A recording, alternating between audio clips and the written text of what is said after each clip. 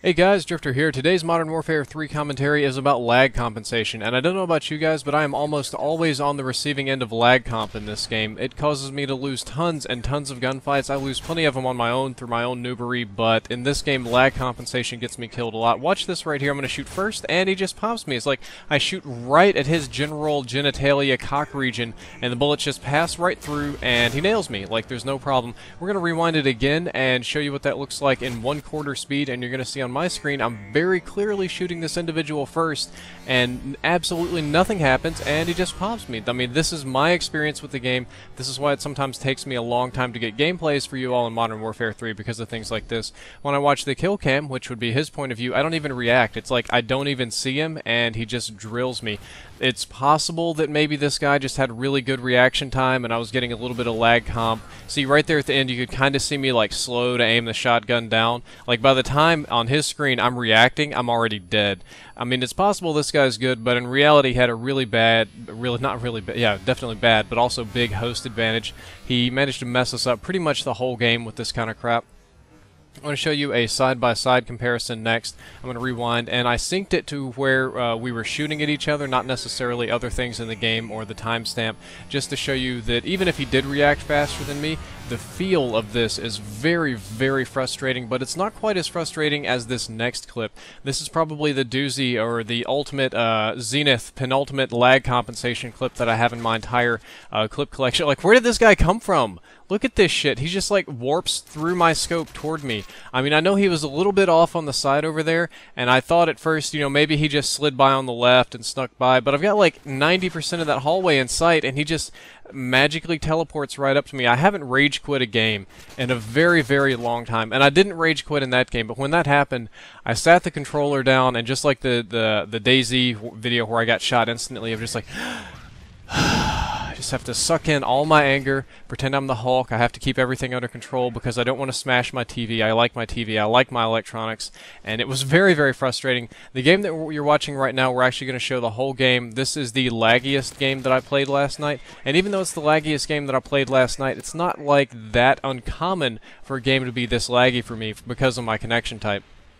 I'm using just a good old ACR red dot silence. Got a specialist on because I have the commentator monkey on my back telling me the other commentators get Moabs, so Drifter, you should obviously go for Moabs. You're going to see my performance in this game markedly improve as it continues. I'm going to adjust to the lag, and I'm going to start off playing really bad, but then get gradually better, get my specialist going on, and start actually working toward a Moab and spawn trapping these people. And then, of course, because this is Call of Duty, everybody's going to rage quit, and that's more or less going to wrap that up. But that's enough about the gameplay. Let's talk about lag compensation, or just lag in general. For those of you that don't know, because I know most of you know, but I know that there's a few of you that aren't too technically minded, lag, at least in old school games, was based on your ping or the amount of time that it took for you to transfer information to the host server, the host computer, the host, host. You know who the host is. If you played games, you know what the host is. And a lot of people assume this has to do with your bandwidth, which is like, oh, I have a 10 megabit connection, I should have really good ping, the information should go really fast. And that's not necessarily accurate. If you think about the internet like a pipe or like a stream or like a river, your bandwidth is the width of your pipe. It's like how thick that pipe is, how much water you can pump at once, and your ping is essentially your speed or how fast the water is flowing. So in old school games you could get something like 100 milliseconds of ping, and what that meant is that in the ideal conditions it would take 100 milliseconds or 1/10 of a second to transfer information from your Xbox to the other guy's Xbox or to the dedicated server or whatever it is that was going on. And what this meant is that whoever was hosting, or if some guy like he would have a dedicated server, but it was like across the street from him, he would have a ping of like 1 and you would have a ping of 120 or something. And the same thing when you would host on Xbox games, it would pick the best host and your ping would be 0 and everybody else would be something greater than 0. You would have a big host advantage, and this was true for many, many games for a very, very long time. The host had huge advantages. You always wanted to be host. When you did clan matches or competitive battles, you'd take turns hosting the game and usually give your best player the host so that they could just dominate people. Now, game companies realized that this gave people or certain players a big unfair advantage, and that especially when it came to things like matchmaking, if one guy just had really great internet, then he would always get host and always dominate. This was true for a little while in Halo, and it was true for a little while in Call of Duty, but starting, I think, with Halo 2, maybe Halo 3, definitely by the time we got to Halo Reach, they started implementing lag compensators. Now, Halo had a funny one. Halo had this sort of zero ping lag compensation going on, meaning that whatever you did on your screen would eventually load. Even if on the host screen he blasted you, on your screen, if you were able to get your bullets off before the delay caught up, it would still come out in the game. So you'd have weird things like bullets coming out of dead bodies and people dumping rockets and grenades when they fall, and lots of weird things like that. Not an ideal lag compensator, but it helped a little bit, and it wasn't too frustrating. Call of Duty more or less stuck with this old school lag compensator of just whoever was the host had good connection, everybody else sucked. I don't know if you remember COD 4 or World at War, but the game would start skipping really bad, and you would just start warping all over the map when it lagged.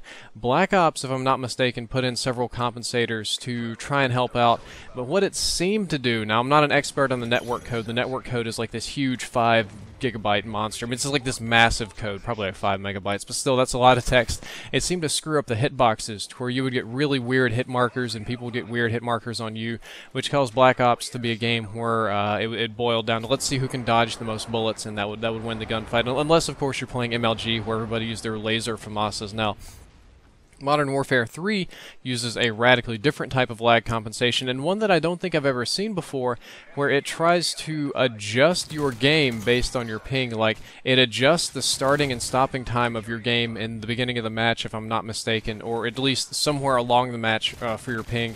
So if you have a really, really great ping and somebody else has a really bad ping, it'll average those out and get a number and determine that there's 50 milliseconds of difference. So if you have the good connection, it's going to kind of set you back in time by 50 milliseconds, or load the other person's data 50 milliseconds ahead of time. And ideally, if everybody had fairly good internet connections, if we were all in the, probably 20 to 80 millisecond range, then you would play Modern Warfare 3, and you would never notice this. It would be too small and too low to be noticed in all of but maybe the most extreme circumstances. But in the real world, people are playing Call of Duty, well, literally all over the world, across oceans, with different types of internets, and what happens is that code ended up getting really screwed up. I imagine it worked really well in the Sledgehammer or Infinity Ward offices when they were testing it, but in practice, it's terrible because it very greatly punishes people that have good internet connections. I live in Mississippi, where there's not a lot of good internet around, but I pay a lot of money to get the best kind of internet that I possibly can here because I'm a gamer and I do YouTube. This is important for me. And Modern Warfare 3 punishes me for this. It makes it to where I have an automatic delay on my bullets, and other people with lesser internet connections have an advantage, and that's unfortunate. I'm not trying to dump on people that have bad internet, but it should be a fair playing field and not punish one group or the other. There are other commentators that I think don't play this game. Sandy Ravage hates it because of the lag compensation. He has good internet, and I can't remember if it was Gold Glove or maybe Jericho or Justra. I can't remember exactly which commentator, but they had Verizon Fios, which is this really, really awesome and expensive internet. You get crazy up and down speeds and really good ping, and it is awesome for gaming on everything except Modern Warfare 3, because no matter what game you're in, you're going to be host usually, or you're going to get the absolute maximum lag compensation, and you're just going to get butthurt over and over and over again, just like in the beginning of the game with the shotgun examples and with the Dragunov example. You just can't compete with that. I'm not saying that I'm the best player ever at Call of Duty, or that I should win all of my gunfights, because Lord knows, just from looking at this game, you can see plenty of times I sprayed and prayed, I missed, or had bad tactics, or other people just reacted faster than me. But it's extremely frustrating in certain circumstances where I know that I am reacting faster than the other person, or at least it looks like I'm reacting faster than them, and they just drop bullets out of their ass and kills me. It just drives me crazy. I hope that when Black Ops 2 comes out, it uses a different type of lag compensation, not this one, or even just the old school one where the host had an advantage would be less frustrating than this. The Black Ops, the original Black Ops one, I could also live with the weird hitboxes, but I just hope to God it doesn't have this type of lag compensation, because it just drives me crazy. And if it drives you crazy, or if you've had any experiences with that, just share with me in the comments. I'll be reading them. Drifter out.